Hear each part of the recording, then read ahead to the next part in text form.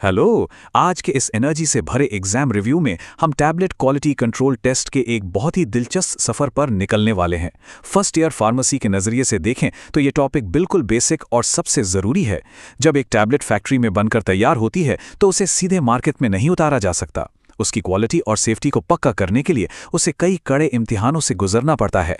आज हम उसी इवैल्यूएशन प्रोसेस को एकदम आसान और बोलचाल की भाषा में डिकोड करेंगे ताकि एग्जाम में पूरे मार्क्स पक्के हो सकें। अब सोचिए, टैबलेट्स की मैन्युफैक्चरिंग पूरी हो चुकी है, लेकिन क्या वो मरीजों के लिए पूरी तरह से सेफ हैं? मतलब क्या उनका केमिकल कंटेंट बिल्कुल सटीक है? कहीं ऐसा तो नहीं कि वो पेट में जाकर घुले ही नहीं? यही वो क्रिटिकल सवाल है जो ये बताता है कि हर एक बैच को फैक्ट्री से बाहर निकलने से पहले इस कठोर इवैल्यूएशन से क्यों गुजरना पड़ता है। क्योंकि बात जब मरीजों की सेफ्टी की हो तो कोई भी रिस्क नहीं लिया जा सकता। तो चलिए क्वालिटी कंट्रोल के इस लॉजिकल लाइफ साइकिल को 5 स्टेप्स के मेंटल सिलेबस में बांट लेते हैं।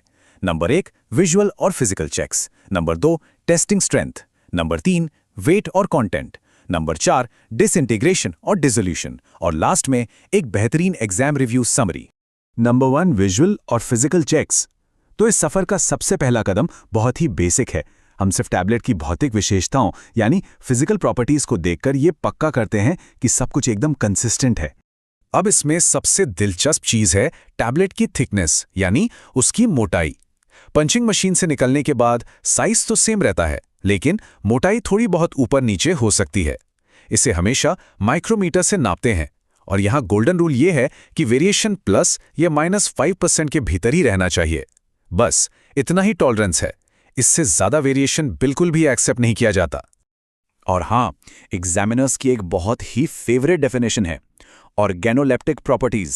सिंपल वर्ड्स में इसका मतलब है वो विशेषताएं जिन्हें हम अपनी इंद्रियों यानी सेंसेस से महसूस कर सकें, जैसे कि देखकर रंग पहचानना या सूंघकर महक। मान लीजिए एस्पिरिन की टैबलेट से अचानक एसिटिक एसिड जैसी अजीब सी स्मेल आने लगे, तो समझ जाइए कि कोई बहुत बड़ी स्टेबिलिटी प्रॉब्लम आ चुकी है और वो बैच वहीं के वहीं रिजेक्ट हो जाएगा। Number 2 testing strength and durability. अब इस फेज में ये चेक किया जाता है कि क्या हमारी टैबलेट पैकेजिंग, हैंडलिंग और शिपिंग के भारी भरकम झटके सह पाएगी। इस टेस्ट के लिए इस्तेमाल होने वाले उपकरणों के नाम बिल्कुल रट लीजिए। मॉन्सेंटो, स्ट्रॉन्ग कॉब, फाइजर, एरवेका और श्लूनिंगर। इन टेस्टर्स के बीच टैबलेट को फंसाकर फोर्स लगाया जाता है, और सुनहरा नियम यह है कि एक आइडियल कंप्रेस टैबलेट को एग्जैक्टली 5 से 8 किलोग्राम के डायमेट्रिक कंप्रेशन फोर्स पर ही टूटना चाहिए। यह उसकी परफेक्ट क्रशिंग स्ट्रेंथ को दर्शाता है। अब बात करते हैं फ्राइबिलिटी की। ध्यान रखिएगा, ये हार्डनेस से थोड़ा अलग है। फ्राइबिलिटी में ये देखा जाता है कि मैकेनिकल शॉक लगने पर टैबलेट कहीं पाउडर तो नहीं बन रही।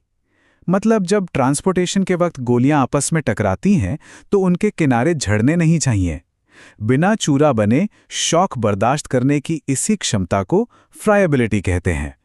और इसे नापने के लिए एंट्री होती है रोज फ्राइबुलेटर की। इसकी स्टैंडर्ड प्रोसेस बहुत ही मजेदार है।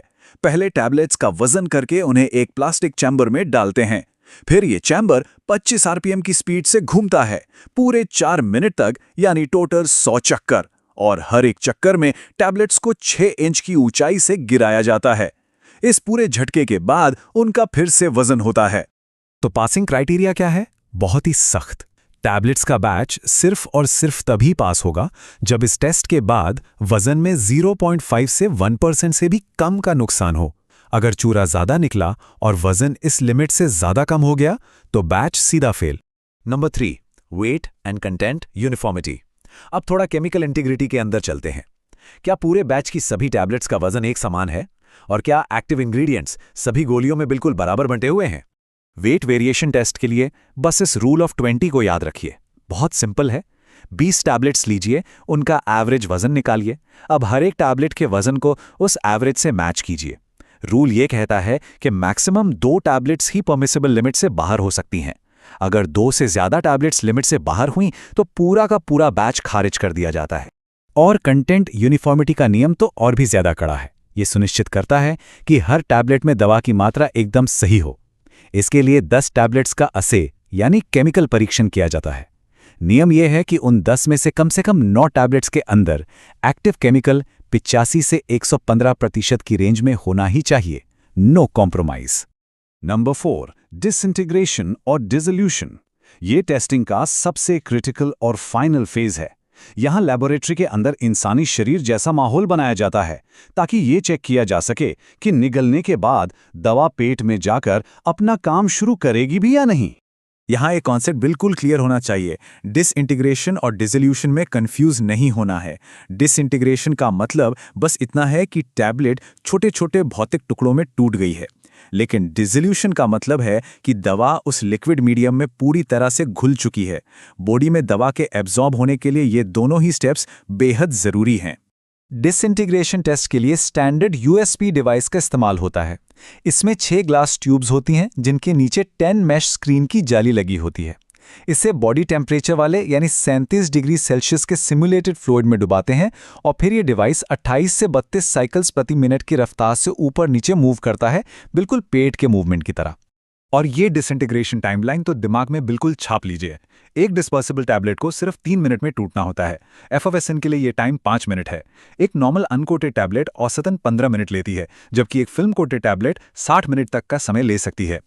जब टैबलेट टूट जाती है तब बारी आती है डिसोल्यूशन की।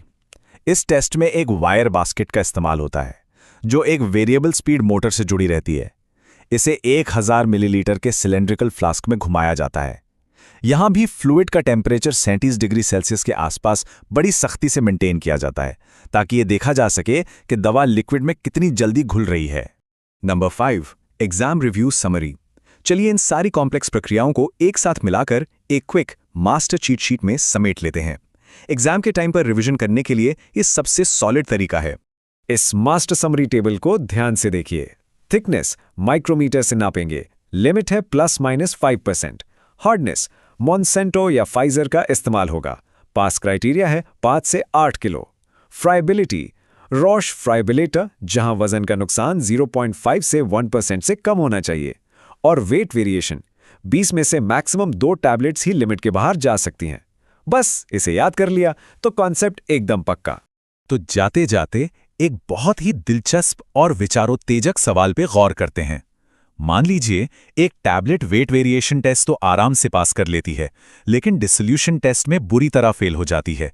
तो क्या मरीज को असल में कोई दवा मिल रही है? बिल्कुल नहीं, क्योंकि दवा तो शरीर में घुली ही नहीं। और इसीलिए ये क्वालिटी कंट्रोल स्टैंडर्ड्स महज थ्योरी नहीं है, बल्कि ये सीधे तौर पर मरीज की सुरक्षा का मामला है। तो इस सवाल पर जरूर सोचिएगा और हमेशा याद रखिएगा कि क्वालिटी कभी भी बाय चांस नहीं आती।